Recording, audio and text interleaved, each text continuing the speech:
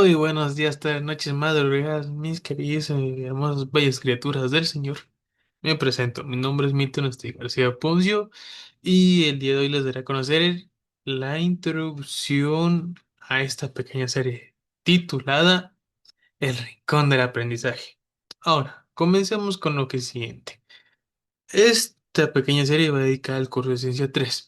Y en este espacio voy a estar compartiendo ideas, pensamientos y sobre todo lo que aprendí de las clases. Ahora, dando una pequeña introducción de lo que es el curso, la verdad es que este curso me pareció muy interesante. Sí, es un poco complicado en algunas partes, pero eso mismo hace de que pues me resulte entretenido porque me obliga a pensar más que simplemente memorizar algún dato o cosas así. Siempre tengo que pensar, de analizar y dar respuestas a cualquier cosa que me pregunten respecto a los aspectos que se estarán haciendo más adelante.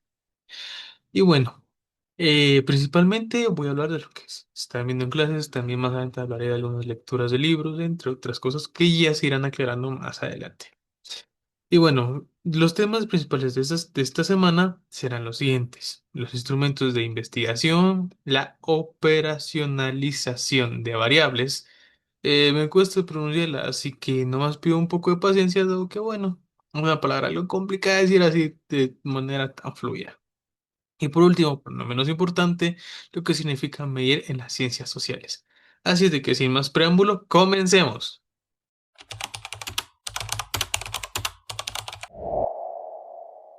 Muy bien, entonces hemos llegado a la parte de instrumentos de investigación. En la primera clase aprendimos que existen instrumentos que básicamente son herramientas que usamos para medir o analizar algo. Estos instrumentos se dividen en dos grandes grupos. El primero son instrumentos de tipo fisicobiológico, que son los más rígidos y miden cosas que sí podemos ver o tocar, como el peso, la estatura o la temperatura. Un ejemplo más simple y claro: la altura de un peluche, este peluche de aquí, o la altura de su servidor. Por el segundo grupo, que es el que más nos interesa en este preciso momento, bueno, es lo que me dijeron, nos dijo el licenciado, son instrumentos de las ciencias sociales y psicológicas, porque estos no miden cosas físicas, sino del comportamiento humano, que es lo que nosotros vamos a ver como, bueno, realmente como futuros psicólogos. Entonces, esto es lo que nos interesa. Un ejemplo: las emociones, pensamientos, actitudes o la forma en la que una persona vive una situación. O un ejemplo más claro es que, bueno, no podemos ver la motivación o el estrés, pero sí podemos medirlos a través de preguntas, de escalas o cuestionarios. Es decir, lo que estos buscan es medir aquello que no podemos medir con una cinta métrica, una regla o cualquier otro tipo de sistema de medidas físico que conocemos actualmente, sino que estos buscan medir en números y porcentajes la conducta humana, lo cual nos lleva al siguiente punto, que viene siendo escalamiento de estímulos y de sujetos. También vimos que hay dos formas principales de aplicar estos instrumentos, que son el escalamiento de estímulos y el escalamiento de sujetos. Comenzamos por el escalamiento de estímulos. Este se enfoca en cómo reaccionamos ante alguna situación o ante algo. Como por ejemplo podría ser es el estímulo en un examen de sorpresa. Se puede medir si ese examen nos provoca nervios, ansiedad, miedo o incluso motivación, que es algo que muy poco probablemente suceda, pero no imposible. Ahora, vamos con el siguiente, que era el escalamiento de sujetos. En cambio, este se enfoca más en cómo la persona vive fenómeno en su vida cotidiana. Por ejemplo, preguntar a un estudiante cómo vive el estrés durante todo el ciclo escolar, no solo en un momento específico. Bueno, desde que lo que yo entendí, aquí se trata más de conocer la experiencia personal del sujeto. Porque el estrés, bueno, podemos decir que a lo largo de todo el ciclo escolar, el estrés se da más cuando hay exámenes, parciales, cuando es la entrega de notas o cuando es acerca el fin pongámosle, si es de bachillerato y certificado el fin de la primera unidad, segunda unidad, en el caso de otros universitarios, cuando acerca ya el fin de semestre, son igual los exámenes finales y nos provoca demasiado estrés. Pero esto en esta parte. Ahora continuaremos con la operacionalización de variables, así que vamos a ello. Cortes comerciales. Muy bien, hemos llegado al apartado de operacionalización de variables. Para poder crear cualquiera de estos instrumentos, primero es importante realizar la operacionalización de variables, valga la redundancia. Ahora, la operacionalización de variables consiste en tomar un concepto abstracto, digámoslo de esa manera, y hacerlo o convertirlo en algo que sea medible. Porque muchas cosas que estudiamos en psicología o en ciencias sociales no se pueden ver, pero eso no significa que exista. Pero eso no significa que no exista. Ahora, podemos tomarlo un ejemplo más claro como la variable, la medida más grande. Es el 100%. Un ejemplo, motivación, que esa sea nuestra variable. Se descompone en varios fragmentos, de lo cual hablaré a continuación. Las dimensiones. Las dimensiones es de lo cual se compone una variable, lo cual lo hace como sus aspectos o cómo desglosar esa palabra, la cual llamamos variable. En ejemplo, nuestra variable en este caso es la motivación. Algunas de sus dimensiones podrían ser interés académico, compromiso, esfuerzo personal, expectativas, entre algunas otras. Pero para tener un ejemplo claro y conciso, este es un buen ejemplo de ellas. Ahora, siguen los indicadores, que es una medida más pequeña y es una forma de desglosarlo más todavía. Los indicadores de un ejemplo. Cada dimensión, un ejemplo, interés académico es una dimensión. Cada una de ellas tiene que tener como mínimo un indicador, puede tener dos o tres o los que sean considerados necesarios. Un ejemplo de interés académico podría ser atención en clase, de compromiso podría ser cumplimiento de tareas, de esfuerzo personal podría ser perseverancia y de expectativas podría ser deseo de superación. Ahora, ¿qué pasa? Un pequeño paréntesis. Las dimensiones pueden ser varias, no necesariamente tienen que ser dos, tres o cuatro. Los aspectos en los cuales se divide. Ahora, ¿qué sucede? Estas dimensiones pueden que algunas tengan relación. Algo puede que sí o puede que no. Y si estas tienen relación, un ejemplo que suponiendo que interés académico tenga relación con el compromiso, estas dos ya no son dos, sino que se vuelven una. Podrían volverse una. Podemos decir que el compromiso es parte del interés académico o viceversa, haciendo que uno de estos ya no sea una dimensión, que se vuelva un indicador. Y a su vez se creen más indicadores. Y bueno, como último punto, también tenemos lo que son los ítems, que es la medida más pequeña. Los ítems también considerados como preguntas, como por ejemplo, en el caso del indicador que sería atención en clase, el ítem puede ser prestas atención durante las clases. Entonces, otro ejemplo sería en el indicador de cumplimiento de tareas, podría ser el ítem, ¿realizas tus tareas a tiempo? Son preguntas básicas, o sea, yo estoy diciendo lo que he entendido y aunque los ítems no hay, son preguntas, como digo el licenciado, pero pueden ser preguntas abiertas, cerradas, ¿no? De opción múltiple, según el instrumento que estemos utilizando. Es algo que hablaré un poquito más adelante, pero tienen su uso, digámoslo de esa manera. Ahora, en este caso, podemos ver que es una sola variable, se descompone de un montón de palabras, o tiene montones de varias dimensiones, indicadores, ítems, y híjole, es un desglose inmenso. En algunos casos puede ser algo muy grande, algo reducido, un tamaño medio, digámoslo así.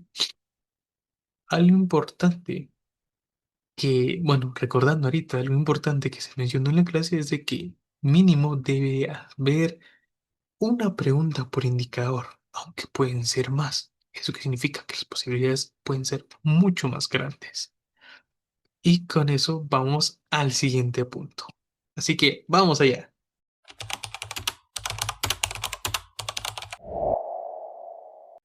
Y muy bien, ya casi llegamos al final de nuestro video. Ahora, vamos con la importancia de la bibliografía. También quiero resaltar algo muy importante, y es que esta tabla no solo se hace solo con lo que uno piensa. ¿A qué me refiero con la tabla? A lo que mencioné en el campo anterior sobre la variable, la motivación, las dimensiones, indicadores, los ítems y demás datos que mencioné anteriormente. Ahora, ¿a qué me refiero yo con esto?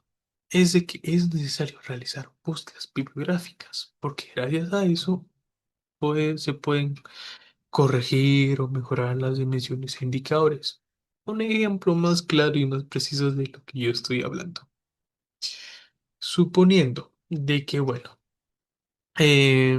para mí la variable de la motivación, pues ya está mencionada. Esa es mi variable. Ahora, ¿qué pasa con esa motivación? Esa variable ocupa el 100% del peso, digámoslo así. Ocupa el 100%.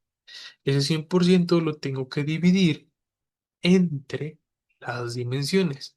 Según la cantidad de dimensiones, bueno, más bien, según las dimensiones que estén colocadas, van a haber algunas que van a tener más peso y otras que no van a ser un poco más livianas.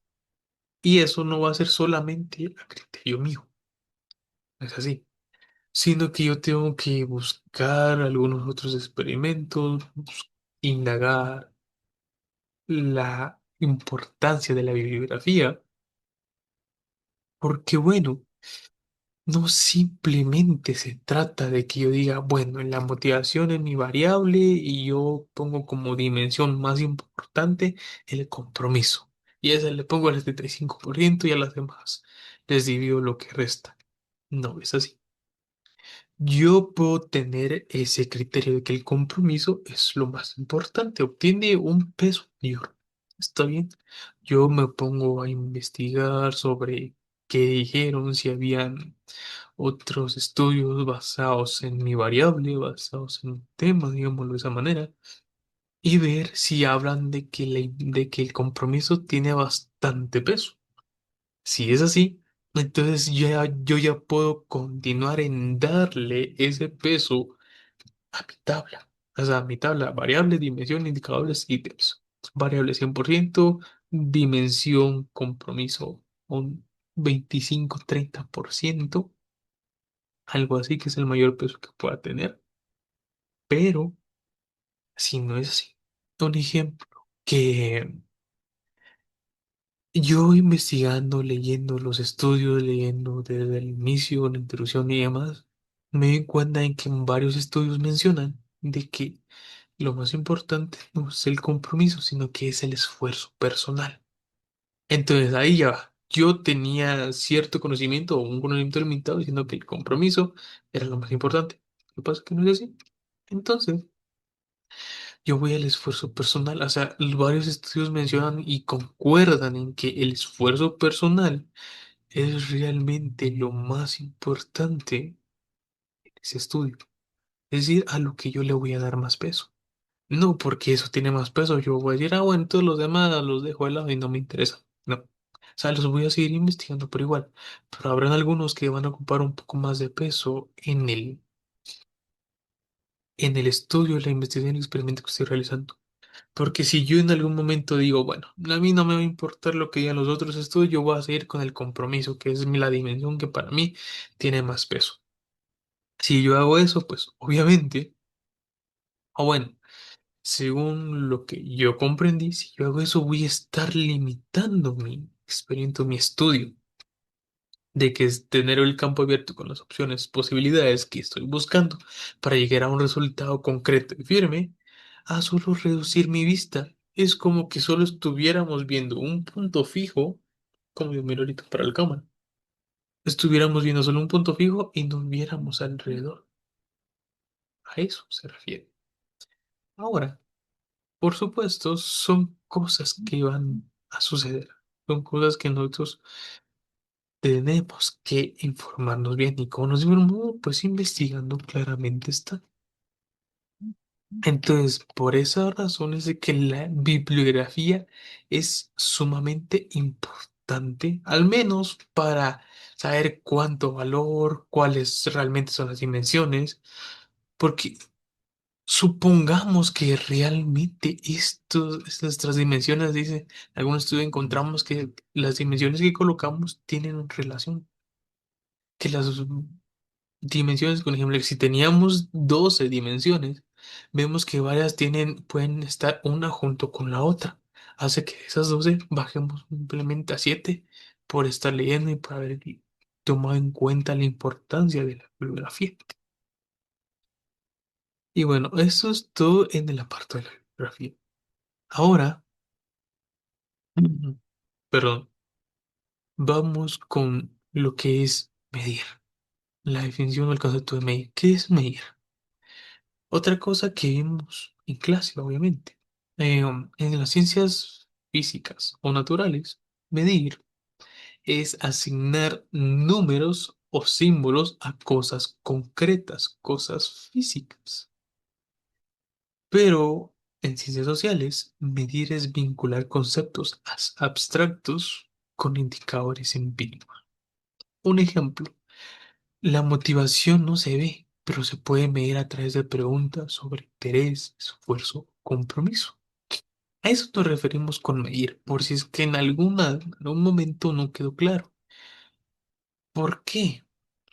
¿Por qué vamos al hecho de medir algo? Porque nosotros como futuros psicólogos o PEM, que es lo que estamos estudiando, es lo que vamos a buscar. Esto nos puede servir en casos clínicos, un ejemplo. Otra cosa que es por si se me estuviera olvidando o no lo mencioné anteriormente, los instrumentos que vamos a estar utilizando, en algunos casos los vamos a tener que inventar. Bueno, posible y rara vez sí nos va a tocar.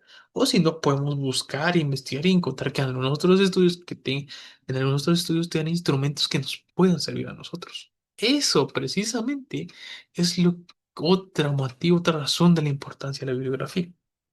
Ahora les explico por qué. Porque, bueno, precisamente un ejemplo, lo mío es la motivación. Yo encuentro un instrumento que mide esto, precisamente las variables de la motivación, que lo mide, digámoslo así, tal cual como yo les di el ejemplo, porque realmente un estudio así sí existe, pero es sobre otro tema, yo solo estoy tomando como un ejemplo, existe. Entonces yo ya no me tengo que inventar eso, ya no me tengo que inventar el instrumento. Simple y sencillamente tengo que seguir los pasos, o sea, adecuarlo a lo que yo tengo. Un ejemplo tal vez el tema y ver cómo seguir los pasos con los que el otro investigador lo hizo. Yo tomo mis notas, lo realizo en base al tema mío, que es el mismo, solo que en diferentes regiones, por decirlo de esa manera y consecutivamente llegar a encontrar un resultado. O sea, solamente puedo seguir sus pasos para, o sea, obviamente cada uno tendrá resultados diferentes, pero ya hay una base de lo que hay que hacer. Es como que un ejemplo. Tenemos los kilómetros, los metros, centímetros, milímetros, si no mal recuerdo. Entonces, esto es el Sistema Internacional de Medidas. Si no mal recuerdo, puede que me esté equivocando con el nombre, pero espero que comprendan mi idea. Entonces, el metro ya existe. O sea, no tenemos que inventar otro sistema de medidas porque ya hay varios sistemas de medidas. Ahora, sí, en ningún caso, un ejemplo. Quiero medir el peluche. No es cierto, el peluche volvió. Quiero medir el peluche. Y yo digo, bueno, lo voy a medir con un metro. Puedo tomarlo literalmente en metros, puedo tomarlo en centímetros, una regla. Es decir, ya están las medidas para saber cuánto mide de altura, de ancho, o como solo el ojo, cuánto mide. Ya existen esas medidas.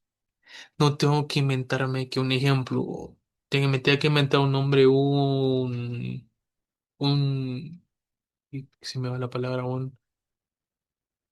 un sahur. No sé de dónde se me vino el nombre, pero que yo diga, lo medimos en sahures. Ya en plural, que lo mida yo en sahures, que ya el oso mide 35 sahures. Que sea una medida nueva. No, o sea, ya tengo cómo medirlo. Ahora, si en dado caso no hubiera un instrumento para medir el tema que yo estoy buscando, o sea, que yo estoy realizando con mi experimento, ahí sí lo tengo que crear. Pero esos son reglamentos, son temas que ya se irán explicando en otras clases. Ahora, como para ir ya terminando, nos vamos a que todo lo que estamos viendo ahorita se basa en el enfoque cuantitativo. Eso significa que al final los resultados pueden ser analizados con números, porcentajes o promedios, como mencionaba desde un inicio. Y más adelante, estos datos nos permiten sacar nuestras propias conclusiones en base ya a toda la investigación, cuestionarios, instrumentos, en base a todo lo que hicimos, el porcentaje, suma, multiplicación, división, etcétera. En base a todo eso ya podemos sacar nuestras propias conclusiones para tener ya un experimento completo. Ahora, como ya cierre final, una disculpa. La verdad es que esta clase, o bueno, estas clases más bien me resultaron bastante interesantes. Al inicio la operacionalización de variables parece sencilla, pero cuando uno se empieza a desglosar todo eso, se da cuenta que requiere bastante análisis, bastante tiempo y demasiado de esto, porque si no, nos podemos confundir, metemos la pata al inicio y ya valió nuestro experimento, ya valió el estudio. Aún así, siento que es un proceso, ahí sí lo digo de veras, entretenido porque ayuda a comprender mejor los fenómenos y no solo quedarnos con ideas generales, sino que y además nos hace ver las cosas de una perspectiva completamente diferente. A fin de cuentas, pues el objetivo pues, es aprender, comprender y poder aplicar lo que ya vimos en clase. Ese es el fin de todo esto. Y bueno, este ha sido mi primer video del año 2026. Yo esperaría poder mejorar poco a poco en los siguientes, porque bueno, aún no le agarran los nervios. Esto ya es cosa personal. Tal vez un poco fuera del tema, pero simplemente quiero decir gracias por su atención a todos y cada uno de ustedes. Que se encuentren bien y nos veremos en un próximo video. Chao, chao.